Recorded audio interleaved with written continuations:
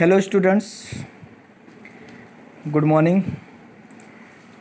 Today I start the second parts of the chapter second in geography. जैसे कि हमने जो वीडियो आज आपको प्रोवाइड कराया था उसमें चैप्टर सेकेंड का फर्स्ट पार्ट एक्सप्लेन किया था और जिसमें different type of soil and मतलब जो लैंड रिसोर्स है हमारा उसके बारे में डिस्कस किया गया है। Now I start the second part, soil characters and formation. Soil characters and formation are determined by the following factors. तो सॉयल के कैरेक्टर्स जो हमारे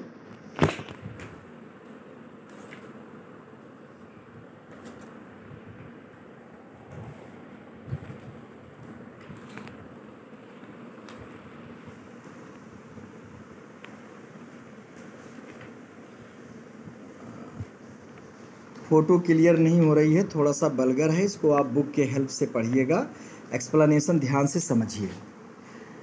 composition of parent rock. Parent rock मतलब जिससे जो मेन रॉक है, जिससे रॉक का फॉर्मेशन हुआ है, जिससे सॉइल का फॉर्मेशन हुआ है, उसको हम पेरेंट्स रॉक बोलते हैं। It determines the basic characters of soil. The inorganic elements and minerals contains in the soil will be similar to those contains in the parent rock. जो करेक्टर्स है मतलब सॉइल का जो करेक्टर, सॉइल का जो लक्षण है, जिसको कहते हैं ना प्रॉपर्टी, जिसको कहते हैं इनऑर्गेनिक एलिमेंट, जो उसमें इनऑर्गेनिक एलिमेंट्स हैं लाइक आयरन, कॉपर्स, मैग्नीशियम, जो मिनरल्स हैं, कोल है, तो इनका जो कंपोजिशन है उस पर डिपेंड करता है। Soil will be similar to those contents in the parent rock. Soil उसी के समान होगी जिससे पेरेंट रॉक बना होता है। For example sand stone is the parent rock, the soil will B Sandy. अर्थात सैंडी सॉयल का जो पेरेंट रॉक है वो सैंड स्टोन है। किससे बना हुआ? सैंड रॉक, तो सैंडी होगा। And while shale gives rise to clayey soil, और जो सेल है, सेल क्या है? पेरेंट रॉक है और इससे क्लेई सॉयल बनता है। अब time of soil formation next हमारा हेडिंग है। The nature of the soil also depends on the time period for which a parent rock material have been exposed to weathering and have supported vegetation. मतलब कि जो soil formation है time क्या उसका लगा है। अर्थात हमने बताया था कि सॉयल फॉर्मेशन मतलब weathering of rock. Weathering of rock, जो बिग बोल्डर्स ऑफ रॉक हैं वो छोटे छोटे पीसेस में कन्वर्ट होते हैं और फिर जा कर के फाइन सॉयल बनता है। तो ये टाइम एक क्विक प्रोसेस नहीं है, it is a very slow process for a millions of years. 1 inch मोटी सॉयल बनने के लिए मिलियन ईयर्स लगते हैं। और इसके कई फैक्टर्स हैं, physical factors, chemical factors and biological factors. जो वेदरिंग ऑफ रॉक के फैक्टर्स हैं, जैसे फिजिकल फैक्टर्स में टेम्परेचर है एंड कोल्ड वेदर है, रेन है, ये सब, विंड है। अब नेक्स्ट है हमारा topography. The third factor influencing soil the formation of topography. If the land is हिली, टोपोग्राफी का मतलब होता है कि सॉइल का नेचर, सॉइल का फीचर्स क्या है, जो डिफरेंट फॉर्म्स ऑफ सॉइल हैं, कि वो हिली एरियाज है कि प्लेन है या माउंटेन्स है। तो the soil will be wash down as fast as it form. Hilly areas पे क्या होता है? स्लोप है, वहाँ पे रेन के साथ सॉइल वॉश हो करके बहुत तेज़ी से जो है फॉर्मेशन होता है। जैसे रिवर्स जो हमारी हैं, गंगा, यमुना या ब्रह्मपुत्र, ये सब जो माउंटेन्स हिमालयन रिवर्स हैं, ये क्या हैं?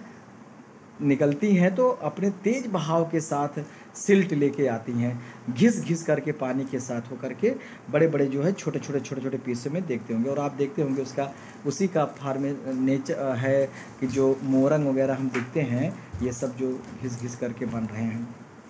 ऐसे जो प्लेटू रिवर्स हैं इसमें भी यही होता है। तो टोपोग्राफी भी उस पर डिपेंड करता है। अगला है climate. Developing soil are influence most of by climate. Climate के द्वारा जो है सॉइल फार्मेशन, मतलब सॉइल फार्मेशन जो है क्लाइमेट पर भी बहुत डिपेंड करता है। Temperature and moisture influence the rate of physical and chemical weathering.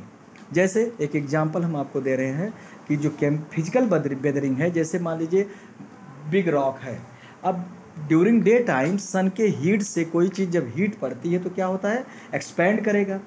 तो रॉक भी एक्सपेंड करेंगे तो फैलेंगे। और नाइट्स टाइम में कूल होता है, टेम्परेचर -डिग्री तक पहुंच जाता है, तो जो एक्सपेंड किया है वो रॉक क्या करेगा, कॉन्ट्रैक्ट करेगा।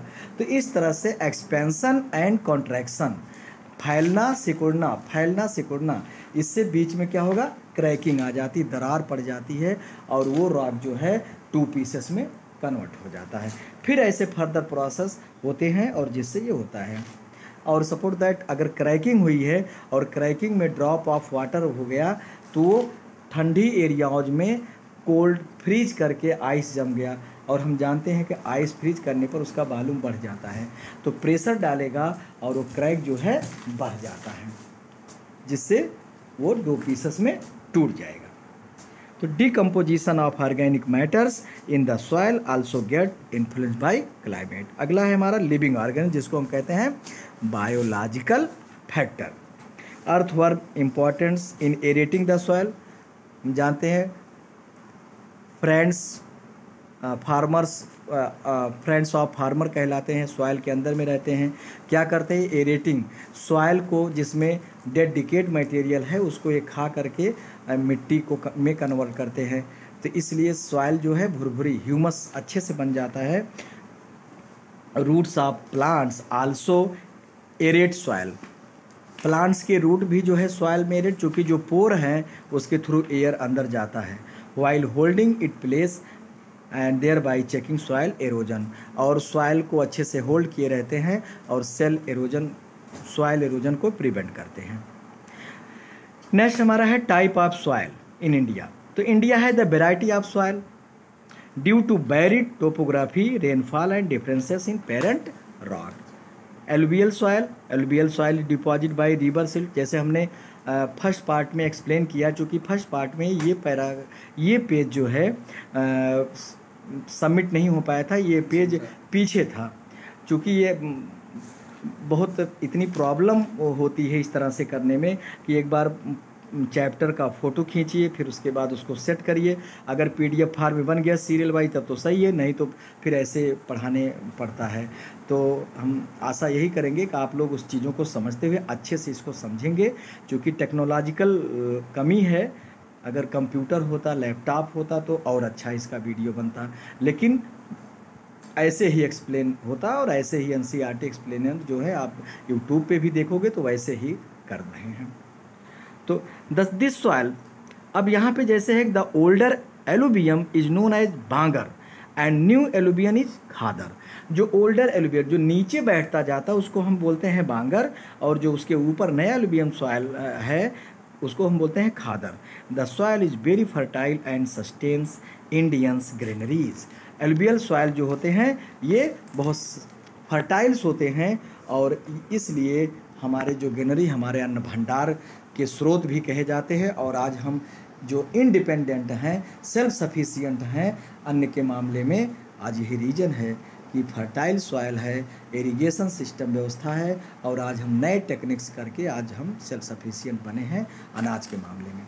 रेड सॉइल, वैसे तो हम ये वाला पेज एक्सप्लेन कर चुके हैं, लेकिन फिर भी हम एक समरी करते हुए बढ़ रहे हैं। It is developed by weatherings of the ancient crystalline igneous rock. किससे बनता है, इग्नियस रॉक से, अर्थात वॉल्केनिक एरप्शन से बनता है। इसलिए इसका फीचर्स भी क्या हमने बोला ना कि जिस पेरेंट रॉक से जो बनेगा उसका फीचर्स वैसे ही होगा। रेड, चूँकि वो रेड इसीलिए नेचर है, फर्टाइल होता है, कल्टिवेशन के लिए अच्छा होता है। लेटराइट सॉइल है found by the crystalline rock by intense leaching due to heavy rains. तो हिली एरियाज में जो है, पहाड़ी में जो लीचिंग हैवी रेन्स होती हैं उससे जो क्षरण होकर के निकलती है और ये लेस फर्टाइल होती है। फिर भी कैसू और यूकेलिप्टस के लिए ये इम्पोर्टेंट्स है। ब्लैक सॉइल है forms of weathering of the basaltic rock, basalt भी जो इग्नियस रॉक है और वॉल्केनिक इरप्शन से बनता है, और इसीलिए इसको ब्लैक सॉइल जो राख उसकी निकलती है उससे काला, और ये फर्टाइल होती है, important for cotton, sugar cane and other. अगला है डेजर्ट सॉइल, जैसे नाम है डेजर्ट, मरुभूमि डेजर्ट से बनती है, सैंडस्टोन से पेरेंट रॉक इसका है, और ये फर्टाइल तो लेस है, लेकिन आज इरिगेशन सिस्टम कैनाल बना करके आज हम वहाँ भी जो है मिलेट्स, मेज और ये सबको ग्रो कर रहे हैं। Mountain soil, it is generally a thin soil and not suitable for cultivation and saline sandy soil, coastal areas है modified saline sandy soils suited for growth of coconut and date palm and other. Loss of soil. Loss of soil caused by the process erosion and exhaustion। किसके द्वारा soil का मतलब top soil जो fertile soil है उसका बह जाना, उसका हट जाना, इसी को कहते हैं सॉइल इरोजन या एग्जॉस्टन, मतलब ज़्यादा से ज़्यादा शोषण करना, अर्थात ज़्यादा से ज़्यादा जब हम कल्टीवेट करने लगते हैं तो हमारे सॉइल की फर्टिलिटी क्या हो जाती है, लॉस हो जाती है। तो soil erosion is the removal of soil और the physical loss of layer soil by the agent of erosion. अब एजेंट कौन कौन है, running water and wind are major agent soil erosion. Soil exhaustion, soil the deteriorates become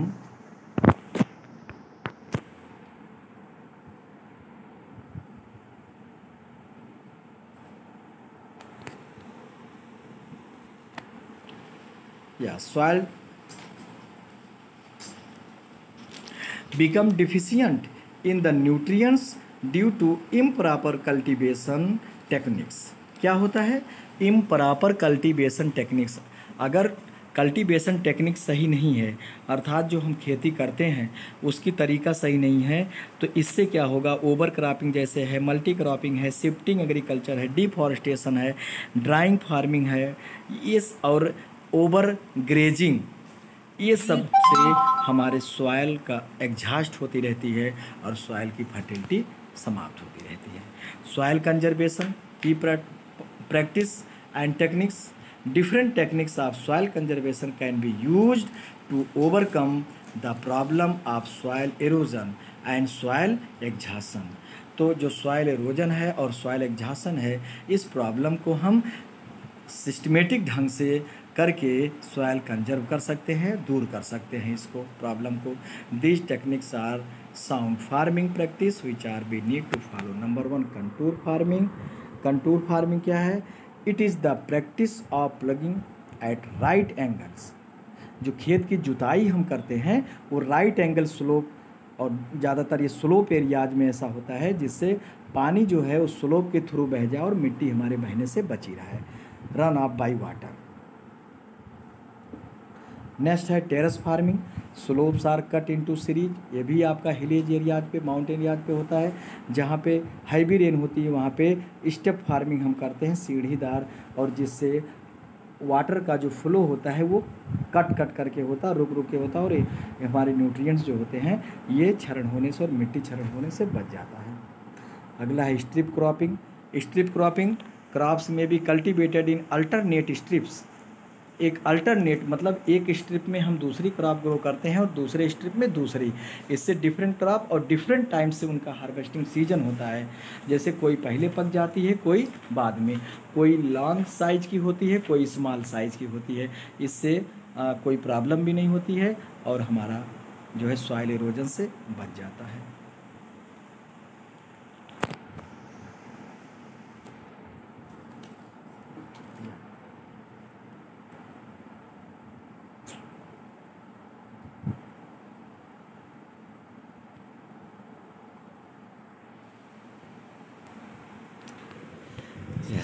next method है fallowing method. In this practice, fallow means होता है कि land to set free land for some years, कुछ सालों के लिए हम खेत को परती छोड़ देते हैं, रिटेन दियर फर्टिलिटी, उनकी फर्टिलिटी को वापस लाने के लिए। जब हम 2-3 साल उस पर कोई खेती नहीं करेंगे तो पुनः जो है फर्टिलिटी वापस आ जाती है। Moisture contents and texture of the soil. अगला है mulching. In this farming practice soil is provided a protective cover. इसमें क्या करते हैं हम, सॉइल के ऊपर एक प्रोटेक्टिव कवरिंग डाल देते हैं जिससे कि सॉइल में जो मॉइस्चर्स है ये टेम्परेचर उसका बना रहे। Retain to the optimal degree it check soil, और इससे क्या होता है, सॉइल इरोजन भी होता है। जैसे देखते हो कि खेतों वगैरह में पुआल वगैरह फैला देते हैं या गन्ने की पाती फैला दिया जाता है, इससे जो है सॉइल की नमी बची रहती है और सॉइल इरोज होने से बच जाता है। क्रॉप रोटेशन साइंस में भी आप पढ़े होंगे। Growing the same crops in a field more than 2 years exhaust the, एक ही जैसे फसल जब हम लगातार 1-2-3 सालों तक लेते रहते हैं तो सॉइल में फर्टिलिटी एग्जॉस्ट होती रहती है, और इससे एक बेस्ट अल्टरनेट तरीका होता है क्रॉप रोटेट करें।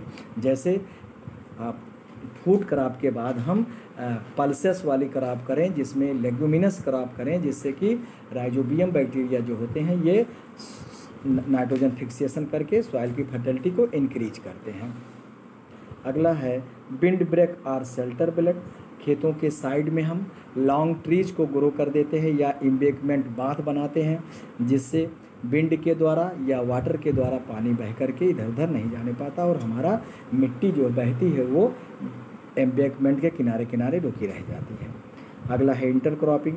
ये भी एक बेस्ट मेथड है आज मॉडर्न टाइम में, इंटरक्रॉपिंग करके कि एक फसल में दूसरी फसल करके एक साथ 2-3 फसलों को लेकर के, लेकिन वही हमने बताया कि उसमें अलग अलग तरह की अलग अलग साइज की, जिससे किसी पर इफेक्ट ना पड़े, और एक कम फर्टिलिटी वाला और एक ज़्यादा फर्टिलिटी वाला, जिसमें ज़्यादा न्यूट्रिएंट्स की ज़रूरत पड़ती है और एक में कम।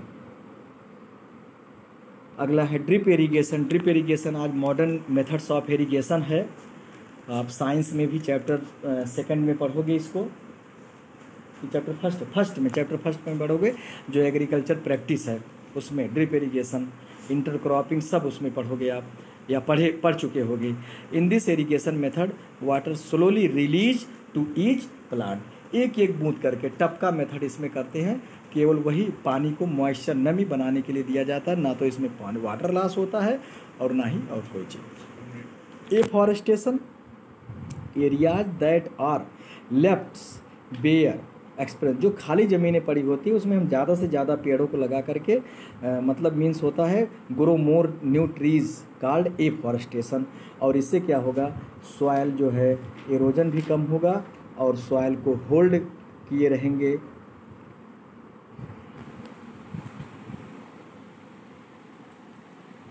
नेक्स्ट है हमारा वाटर। सेकंड रिसोर्स जो हम पढ़ने जा रहे हैं, एक्सप्लेन करने जा रहे हैं, वाटर है। वैसे इतना तो हमने एक्सप्लेन कर दिया था उसी फर्स्ट वाले पार्ट्स में।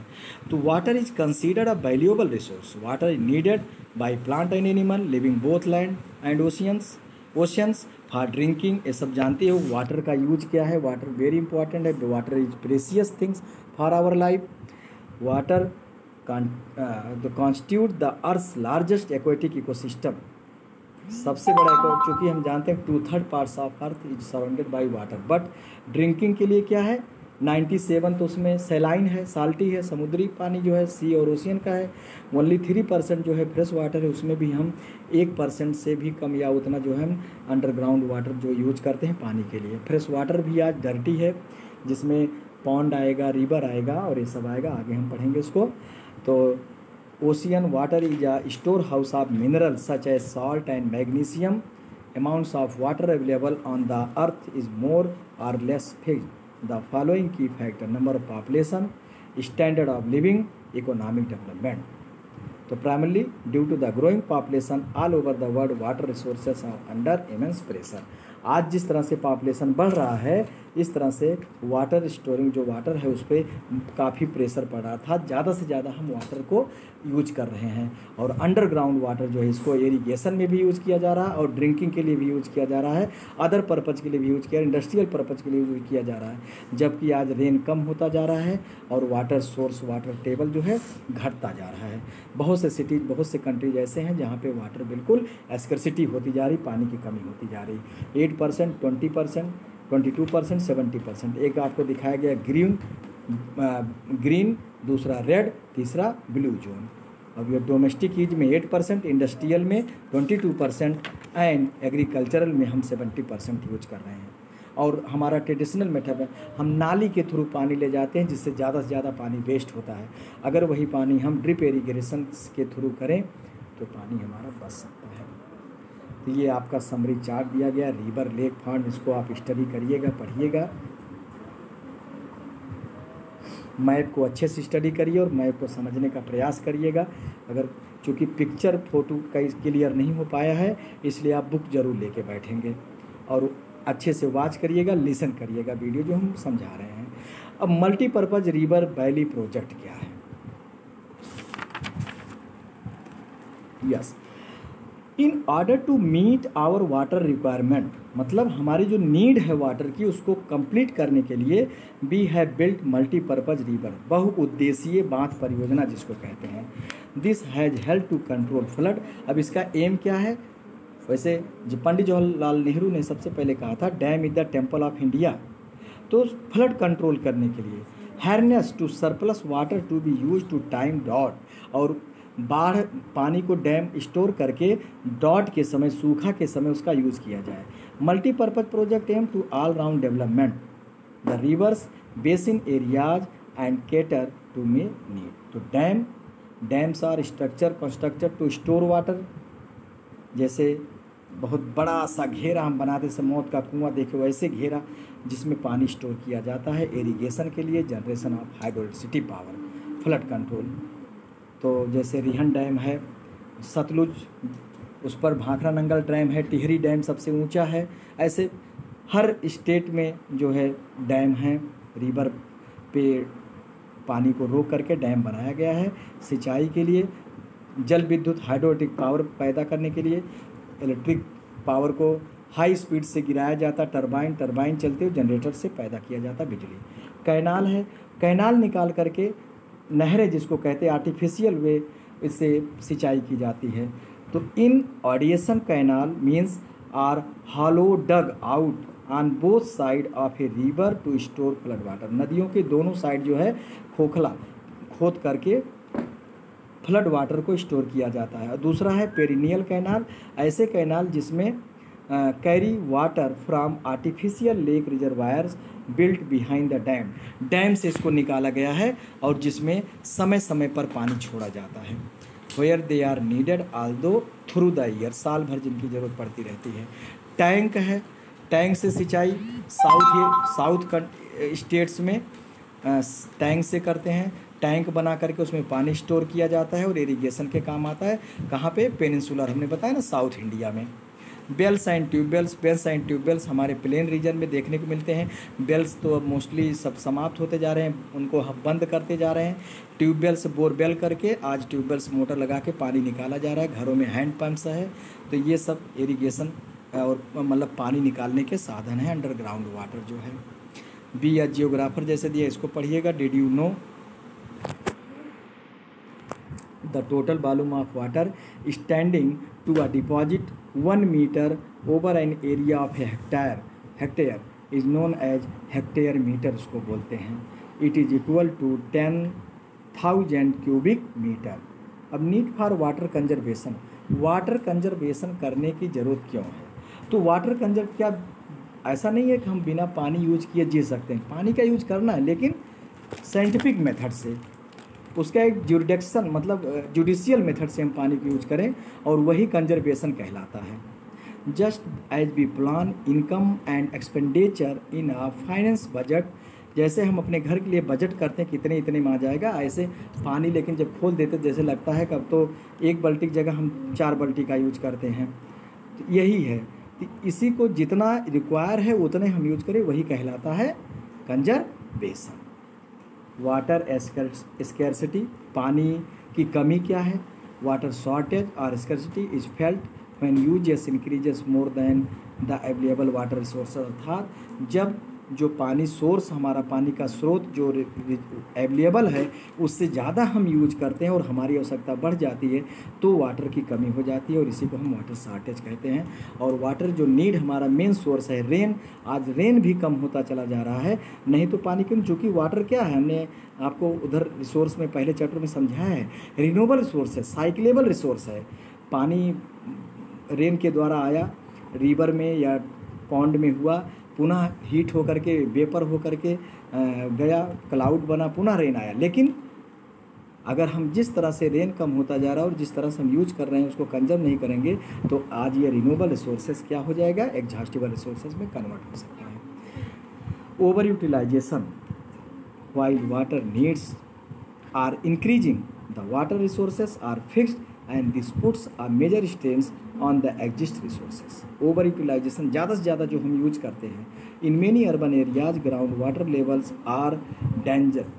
शहरी एरियाओं में पानी का लेवल तो बहुत कम हो गया है।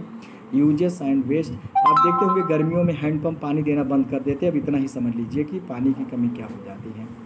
Exceed the rate of recharge B can be seen from the infographics given in the previous page 21 of India's cities are going to run out groundwater by the year 2020। 2020 तक बहुत से शहरों के पानी धीरे धीरे समाप्त हो जा रहे हैं। नेक्स्ट है आपका क्वांटिटेटिव डिक्लाइन।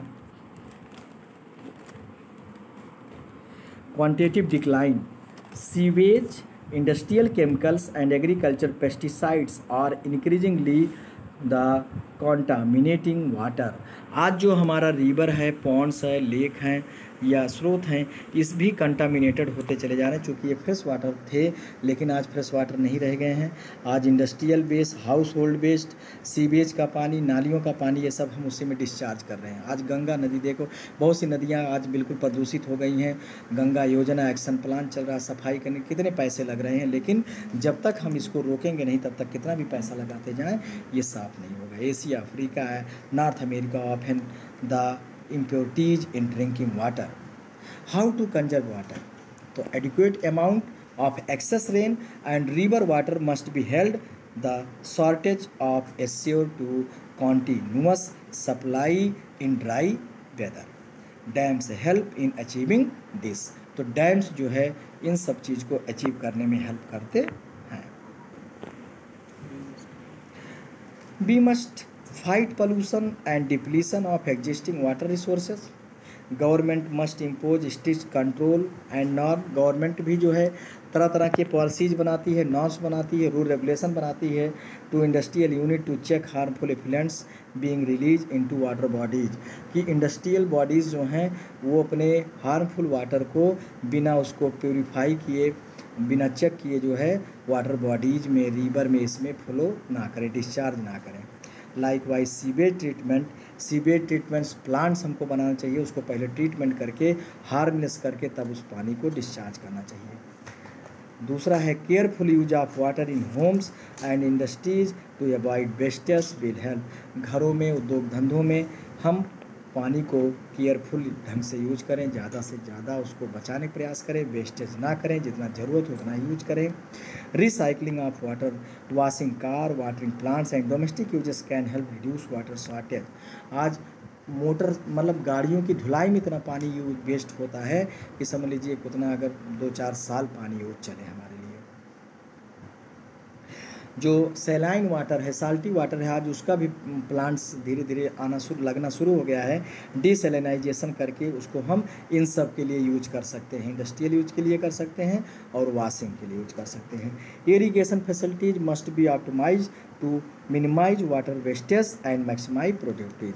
आज जो सिंचाई की व्यवस्था है उसमें भी हम चेंज करके ज़्यादा से ज़्यादा पानी की बचत कर सकते हैं। जैसे एक्विफायर्स है, ground aquifer must be allied recharge so that water resources do not get exhausted. Rain water harvesting आज एक कॉमन सिस्टम हो गया है बड़े बड़े शहरों में, सब में आप अपनी छत का पानी स्टोर करके उसको अंडरग्राउंड स्टोर कर सकते हैं। फर्दर उसका यूज किया जा सकता है फिल्टर करके, उसको पीने के भी लिए, इरिगेशन के लिए भी, अदर यूज के लिए हम यूज कर सकते हैं। रेन वाटर हार्वेस्टिंग आप अक्सर प्रोजेक्ट में बनाते रहे हैं और इसका समझ रहे हैं। Next ingredients. तो this is the end of the chapter. I hope that you will understand. अच्छे से टॉपिक समझ में आया होगा। पूरा चैप्टर, दोनों वीडियो अच्छे से आपको समझ में आया होगा। समझेंगे, अच्छे से वॉच करिएगा और इससे आप नोट्स बनाइए और try to solve your question answer exercise. If any problem then ask me, then will be solve it. Okay, thanks.